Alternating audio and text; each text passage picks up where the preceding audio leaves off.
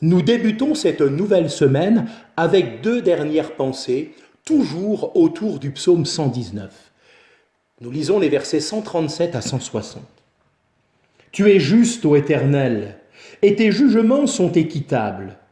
Tu fondes tes préceptes sur la justice et sur la plus grande fidélité. Mon zèle me consume parce que mes adversaires oublient tes paroles. Ta parole est entièrement éprouvée et ton serviteur l'aime. Je suis petit et méprisé, je n'oublie point tes ordonnances. Ta justice est une justice éternelle et ta loi est la vérité. La détresse et l'angoisse m'atteignent, tes commandements font mes délices, tes préceptes sont éternellement justes. Donne-moi l'intelligence pour que je vive. Je t'invoque de tout mon cœur, exauce-moi, Éternel, afin que je garde tes statuts. Je t'invoque, sauve-moi, afin que j'observe tes préceptes. Je devance l'aurore et je crie, j'espère en tes promesses. Je devance l'éveil et j'ouvre les yeux pour méditer ta parole. Écoute-moi selon ta bonté, rends-moi la vie selon ton jugement. Ils s'approchent, ceux qui poursuivent le crime, ils s'éloignent de la loi. Tu es proche, ô Éternel, et tous tes commandements sont la vérité. Dès longtemps, je sais par tes préceptes que tu les as établis pour toujours. Vois ma misère et délivre-moi, car je n'oublie point ta loi. Défends ma cause et rachète-moi, rends-moi la vie selon ta promesse.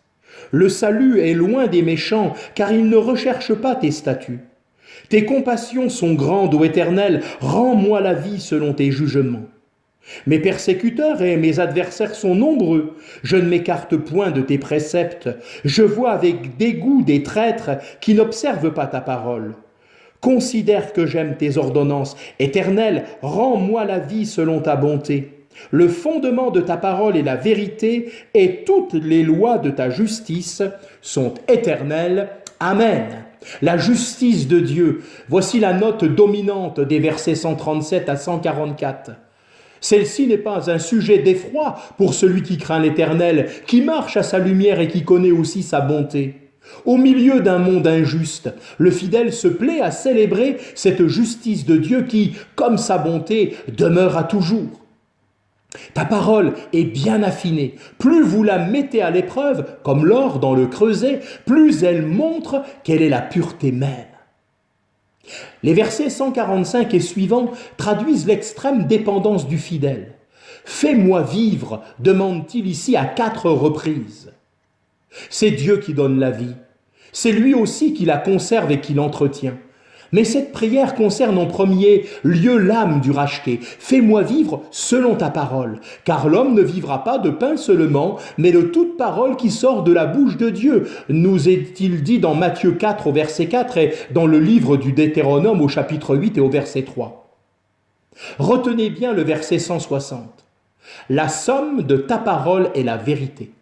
La Bible ne se compose pas d'un ensemble de vérités parmi lesquelles chacun choisit celle qui lui convient.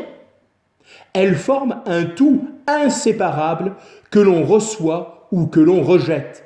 Elle est tout entière la vérité, comme l'affirme Jean au chapitre 17 et au verset 17.